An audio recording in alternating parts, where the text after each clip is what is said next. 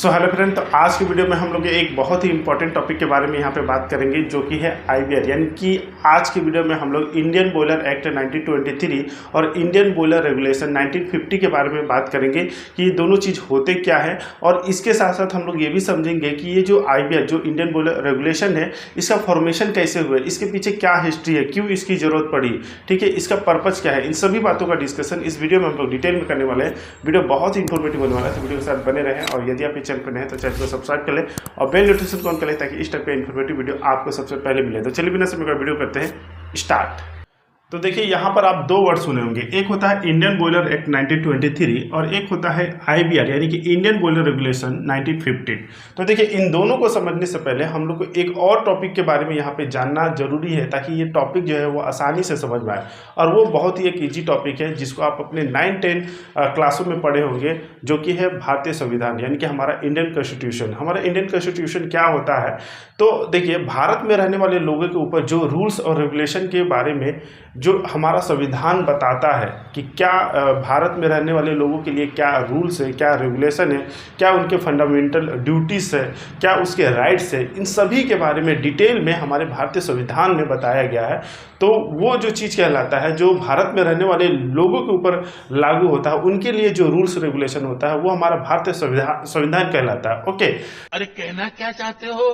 ठीक उसी तरह इंडिया में जो भी बॉयलर बने होते हैं, उनको चलाने के लिए एक अलग से रूल्स और रेगुलेशन उसके ऊपर अप्लाई होते हैं कि हमारे इंडिया में जो बॉयलर बनते हैं, जो मैन्युफैक्चर होते हैं, वो कैसे उनका मैन्युफैक्चर करना है, क्या उनमें मटेरियल यूज होगा, क्या उसका स्पेसिफिकेशन होगा, कितना टेम्परेचर, कितना प्रेशर पे वो डिजाइन होंगे, कितना पे ऑपरेट होंगे, कैसे उनका इंस्पेक्शन करना है, कैसे उसका रिपेयर करना है, कैसे उसका रजिस्ट्रेशन करना है, हर एक चीज़ों को डिटेल में एक हमारे अधिनियम में बताया गया है। ठीक है, एक उसके लिए अलग सा अधिनियम है, जिसको हम लोग इंग्लिश में एक्ट कहते हैं, और वो क्या है? तो वो है इंडियन बॉयलर एक्ट 1923। तो चूंकि ये जो चीज़ है वो 1923 में बनी थी, इसको भी हम लोग आगे डिटेल में देखेंगे, इसके हिस्ट्री के बारे में।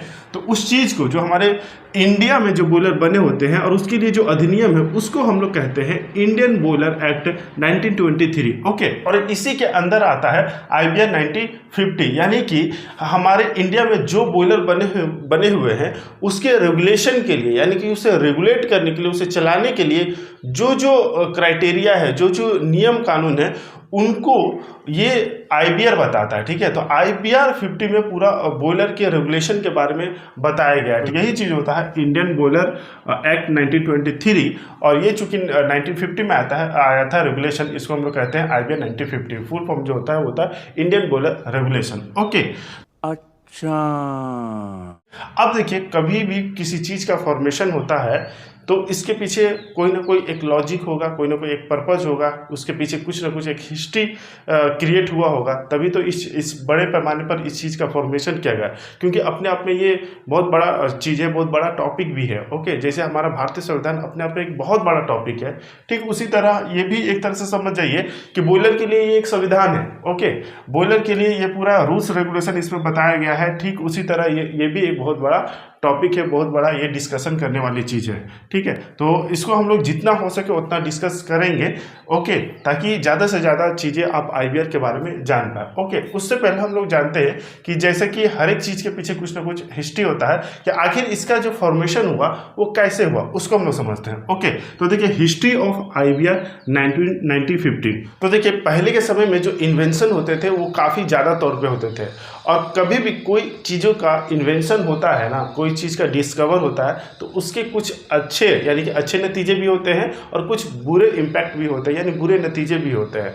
तो पहले के समय में जो चीज़ इन्वेंशन होता था, उसके जो अच्छे इफेक्ट जो थे उनको काफ़ी ज़्यादा देखा जाता था, जो बुरे इम्पैक्ट थे उनको कम देखा जाता था, या जब इन्वेंशन हो जाता था उसके बाद उस पर ध्यान दिया जाता था। जैसे अगर फॉर एग्जाम्पल बात करें तो परमाणु बम को ही देख लीजिए, जब बनाया गया था तो उसका जो कितना बड़ा एक बुरा इम्पैक्ट पड़ सकता है, कितना बड़ा इफेक्ट पड़ सकता था, उसके बारे में नहीं सोचा गया। ठीक है, जब ये बन गया तब उसके बारे में सोचा गया कि हाँ, अगर ये विस्फोट होता है कहीं पर भी तो इसका क्या बुरा इम्पैक्ट पड़ सकता है। ठीक है, जिसका आप एकदम एग्जाम्पल बहुत अच्छे से जानते हैं, जो कि आपका जापान का नागासाकी और जो हिरोशिमा पे जो ये परमाणु बम गिराए गए थे। ठीक है, तो ये कहने की ज़रूरत नहीं है, यानी कि कहने का मतलब ये है कि किसी भी चीज़ का अगर इन्वेंशन होता है ना, तो उसके अच्छी चीज़ों के साथ साथ उसके बुरे इम्पैक्ट को भी देखना काफ़ी ज़रूरी होता है ताकि बाद में कोई दिक्कत ना हो। यहीं पर एक यहाँ पर चूक हुई थी। यहाँ पर देखिए कि जेम्स वाट, जैसा कि आप जानते हैं कि हमारा जो स्टीम इंजन था वो 1712 ईस्वी में इसका इन्वेंशन हो गया था, ठीक है। अब उस चीज़ के बारे में इम्प्रूवमेंट चल रहा था, तो जेम्स वाट ने इम्प्रूवमेंट अपना चालू रखे थे स्टीम इंजन से रिलेटेड, और 1769 से लेके 1775 ईस्वी के ऑनवर्ड, यानी ठीक है, इस दौरान आपके और इसके आगे तक स्टीम इंजन का इम्प्रूवमेंट जो था वो काफ़ी तेज़ी से था।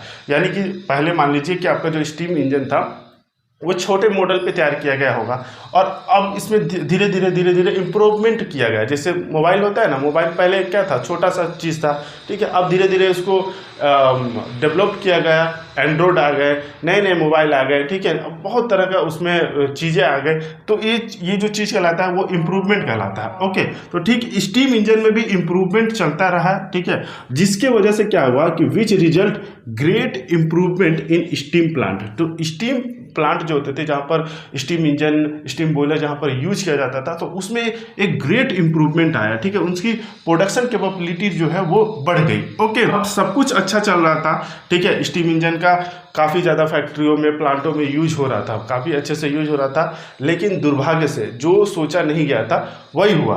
क्या हुआ, तो 1863 ईस्वी में a very serious boiler explosion occurred in Calcutta, ठीक है। कैलकाटा आप सुने होंगे, जो कि अभी कोलकाता कहा जाता है, पहले इसको कैलकाटा कहा जाता था, ठीक है।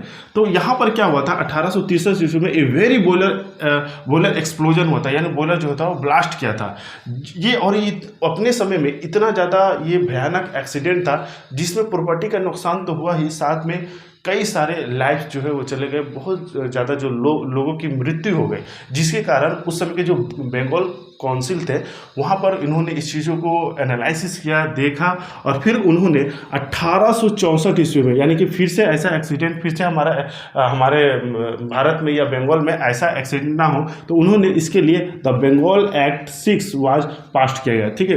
बंगाल एक्ट को लाया गया, तो किस लिए, तो for inspection of boiler and prime mover, तो जो बॉयलर और प्राइम मूवर होते हैं तो उनके इंस्पेक्शन के लिए, ताकि फिर से ऐसा कोई एक्सीडेंट ना हो, ठीक। And it is the beginning of boiler legislation in India, और यहीं से हमारे भारत देश में बॉयलर से रिलेटेड रूल्स रेगुलेशन की शुरुआत हुई थी, ठीक है। यानी कि 1864 ईस्वी में ही बॉयलर से रिलेटेड जो रूल्स बनना स्टार्ट हुए थे वो यहीं से इनकी शुरुआत हुई थी। अच्छा, अब नेक्स्ट, अब क्या प्रॉब्लम आई थी, तो देखिए इस टाइम जब ये कोई भी रूल्स रेगुलेशन आते हैं तो कहीं ना कहीं उसमें कुछ खामी होती है, शुरुआत पे वो सक्सेस नहीं हो जाती है। ओके, तो यहाँ पर जब शुरुआत में बंगाल एक्ट बना था तो उस टाइम पे उसमें 7 डिफरेंट एक्ट थे और 7 different set of rules and regulation थे, ओके, जो कि अपने आप में डाइफर थे, यानी डिफरेंट थे।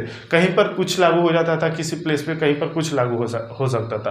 फॉर एग्जाम्पल बात करें, जैसे मान लीजिए आपको ड्राइविंग लाइसेंस अपने स्टेट में बनाना हो, ओके, तो आप बनाने गए, आप उसका रूल्स रेगुलेशन समझ गए। अब आपके रिलेटिव किसी और स्टेट में रहते हैं, वहाँ पर आप उनको बताना है कि आपको ड्राइविंग लाइसेंस बनाने के लिए, तो वहाँ के रूल्स रेगुलेशन अगर सेम नहीं होंगे तो आपको काफ़ी बताने में दिक्कत होगी, जिसकी वजह से आपको काफ़ी ज़्यादा डिफिकल्टी आएगी। ओके, तो यहाँ पर भी क्या हुआ कि यहाँ पे जो रूल्स रेगुलेशन बनाए गए तो वो अपने आप में काफ़ी ज़्यादा डाइफर थे, हर एक प्लेस पे अलग अलग रूल्स रेगुलेशन आते थे, जिसके कारण जिस प्लेस पे इंडस्ट्री जो ये रूल्स अपनाती थी तो उनमें काफ़ी ज़्यादा डिफिकल्टी आती थी, जिसके कारण इंडस्ट्री के डेवलपमेंट में काफ़ी ज़्यादा दिक्कत होती थी, हैम्पर होता था, उनका नुकसान होता था, ठीक है। तो इसलिए फिर इस बातों को ध्यान रखा गया और फिर 1920 ईस्वी में सेंट्रल गवर्नमेंट ने अपॉइंट किया क्या, तो boiler law committee, the boiler law committee को गठित किया।